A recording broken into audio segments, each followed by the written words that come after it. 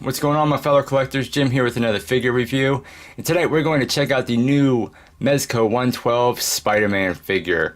This is one that I was excited for. I really like the packaging on it. We get this awesome, graphic on the front of some webbing and the spider.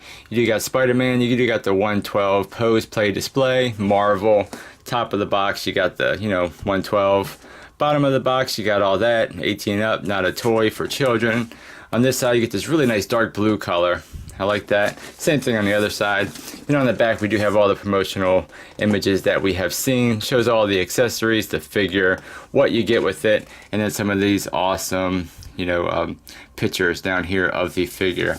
And of course, this is a slip cover, so that just kind of slips up and off to reveal the figure behind the clamshell. But that's it. So let's go ahead and pop this awesome Spider-Man out and take a closer look at. Okay, so before we get into the figure, let's check out all the awesome accessories that Mezco has included with this awesome Spider-Man. Like always, we do get our Mezco 112 accessory bag, so that is always nifty. Always like that. We get a really nice base with this Spider-Man, which is like we get with all the other Mezco figures, but I really like this blue color that they use for this. And then we do have the spider, emblem. There is the peg, so you can either peg the bottom of the foot onto that, or like always, you can use the dynamic flight arm, pop that peg out, place that in there, which will swivel down there. Also hinges in the middle, also hinges at the top, swivels at the top, and then of course you do have the waist grabber, so that's very cool. And then they also included another waist grabber that has a magnet on it, so that's really cool. And this does have a pretty strong magnet, so you're not going to have any issues of it like sliding down or anything like that. So that is very cool. As far as some other accessories, it does come with a bunch of different hands. We have, two fisted hands. And all the hands came out really nice. I really like the raised webbing that they did on all the hands. And we get some, fairly clean paint on all the webbings too. So you do get the two fist hands. We do have the two web swinging hands, and they turned out really nice. We do have two these are the flip hands. We do have two flip hands, and the flip hands have this really cool kind of textured pattern on the palm and on the fingers, but they turned out really, really nice. Again, we get that nice raised, webbing with a nice clean black paint. And then we do have the two kind of wall crawling hands. And the one thing that I like about this is it's two different kind of style poses for the wall crawling hands. So it's not just the exact same. One's a little bit different than the other. So that's very cool. But they look great. Again, we get that little bit of, textured pattern on the palm and everything like that. So that is very cool. And of course, we do get a bunch of different webs with this Spider-Man. We do get two web shooters. One is just a little bit bigger than the other one. That's about the length of them right there. But I do like the sculpt that we get on the web shooters themselves. They're like a very kind of white pearlescent, little bit of silverish kind of tint to them, but they look really good. I love the sculpt on them. So that's very cool. We do get this one really long web that has not so much sculpt detail in it. It's more or less just kind of twisted up, but it is a bendy wire, so you can bend this all around. So that's pretty cool. So I'm guessing this is more or less going to be his web swinging hand, even though I noticed that, it's pretty tough to get this into his hand. A little bit tough, so I guess you kind of have to like cram it up in that hand and then kind of bend it and hide it, and that way you can have him swinging. But that is cool that is included. And then we get a couple of these different webs, and this one's really cool. I love the nice thickness on this one, and we get all this kind of sculpted detail within the web. That looks really cool. Very awesome. And then we get another web that has like a little bit of a splayed out web at the end, and that turned out really nice. So that's very cool. And the one thing I noticed about this Spider-Man is, like, let's take the web shooting hand for example. All the hands are kind of designed to have this nice little groove in the actual hand, so when you are placing the web shooters or any of the webs on, you can kind of place it right there in the hand. So I think that's really smart. So you're not fighting with putting that part on the peg and then trying to put it on the hand, you know, like we've seen before. So it's nice and easy to pop those web shooters on there and it stays on there really nice. So I think that's a really, really nice touch. And then we get two different interchangeable heads with this Spider-Man. We do get the one that comes on him out of packaging. Let's put the camera up here. And this is probably one of my favorite ones just because I always like the wide-eyed Spider-Man. But this is what comes on him out of packaging, and it has really, really great sculpt. You can see some facial features underneath the mask, like the nose and the chins. Not so much the ears. That would have been cool if we would have been able to see a little bit of, you know, ears in there. But they just look great. And I love how they have this translucent kind of plastic over the eyes, give them some depth. But really, really nice job. All of the webbing, again, is raised and painted very cleanly. And then we do have this other head sculpt, which is kind of like almost like an older kind of first appearance comic book head sculpt, because it has that really, really squinty eyes to it and a lot more, you know, line work on the mask. But this, again, looks really good. Very cool. You can see a little bit of the nose and chin in this one as well. Just has that really kind of squinty eye look to it. So that is very cool. Let's pop this other head back on there. And taking a closer look at the rest of the outfit, I think Mezco did a really nice job on the outfit. I think the transition from the plastic to the cloth is really good. I mean, it's hardly noticeable unless you're really, really looking at it. But all of the cloth part of the suits look really good. I'm a little bit concerned because the nice blue color that they use, which is kind of like that spandexy material, I feel like you're not going to have any issues with this. But this red is kind of like, you know, more or less a little bit of that kind of like soft plasticky kind of feel to it. So I don't know if over time of, you know, bending and moving stuff around, if that's going to crack or not. I guess only time will tell with that. But and also how the outfit kind of tucks up underneath the neck, because the neck does articulate as well. So I don't know if, you know, moving that around, if that's going to catch any of that and start, you know, kind of popping it out a little bit.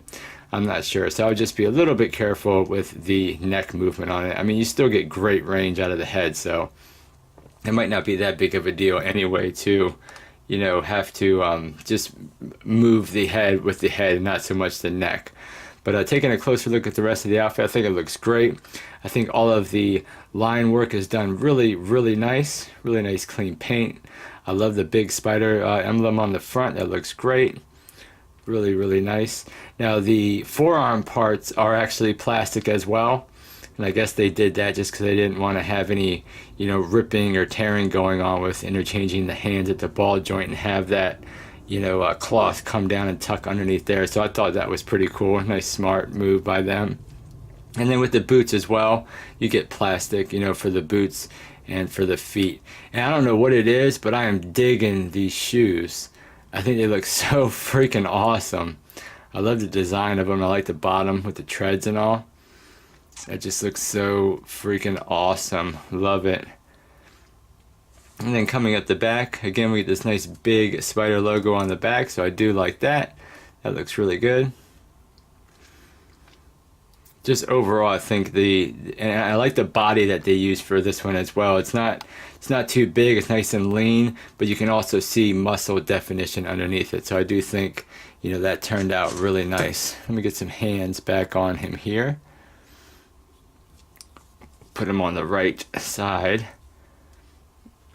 Let's put the fist back on him for now. We'll put one swinging hand on as well. But as far as articulation with the Spider-Man, we do get some nice movement. Like I said, the head does move and the neck does move, but you do get, you know, full rotation at the head and the neck. With both, you can get them looking pretty far up, so that's not bad. You can get them looking really nice down. Of course, you got really nice kind of side to side, so that's awesome. The arms do hinge out really nice, so you get nice movement with the arms.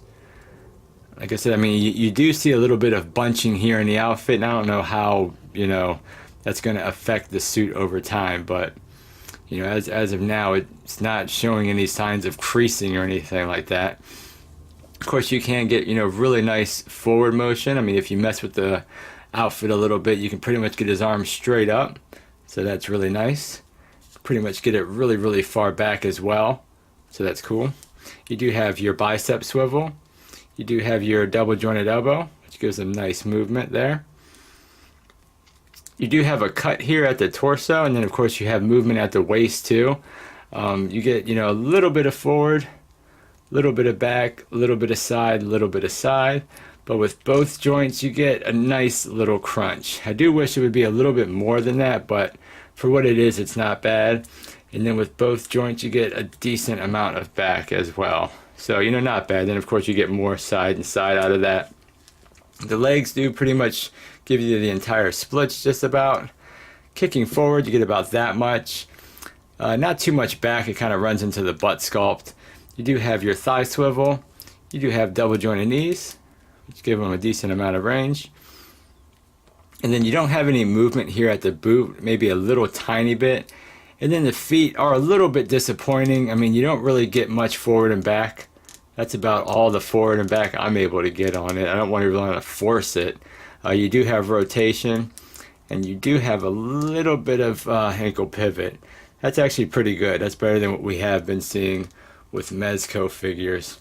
It still seems to always want to go out this way more than this way. So I don't know if maybe you can manipulate that joint and get that more this way. But that's not bad for ankle rocker for Mezco. Not too bad. But I mean, at the end of the day, it is a really, really awesome figure. It's going to look great up in the collection. Mezco's just been killing it, so I was super excited to grab this figure. Let me bring this back a little bit. Now, as far as a measurement, it looks like to the top of his head, he's a little bit over 6¼ inches tall. And as far as some comparisons, I do have some Marvel Legends. Here's the Ultimate Spider-Man that came with the 2-pack with the Vulture figure. So you can see there's a little size comparison between them two. The Marvel Legends homemade suit. And the Marvel Legends tech suit. So you see the Mezco is running a little bit taller than all of the Marvel Legends Spider-Mans. Here's the Mayfac's Homecoming Spider-Man, who I had him in a crazy pose, so now he doesn't want to stand for me. But you can see he's obviously towering over the Mezco. But now as far as some other Mezco 112 figures, here he is next to the Flash. And you can see he's actually a little bit taller than the Flash as well, too. That's a little bit interesting. So the Spider-Man definitely is a little bit on the taller side. And here he is next to the exclusive Wolverine figure. So you see Wolverine is a little bit shorter than the Spider-Man, so that's not too bad. But, you know, I mean, I think at the end of the day, it does make a really, really nice Spider-Man figure. I think it looks great. I love the 2 different head sculpts we get with it. All the different webbings that we get with it is really good. He does have some really nice movement, so I mean, you are going to be able to get him into some pretty cool poses. You know, you can get his arm way back for swinging poses and everything like that. So, I mean, it's going to be one of those ones that you will have fun kind of, you know, putting in different poses and everything like that. So that is pretty cool. He does have some nice movement to him. You can get his legs pretty far up. Not as much as some people are gonna like, but I mean, really, you might be able to get him in some pretty cool web swinging poses.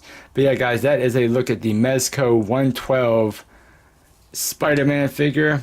Really cool figure. I mean, you know, if you're a Spider-Man fan, this is definitely one you're gonna want to have in your collection. But yeah, that was the review, guys. Thank you so much for watching. Don't forget to like, comment, and subscribe, and I'll catch you guys on the next figure review.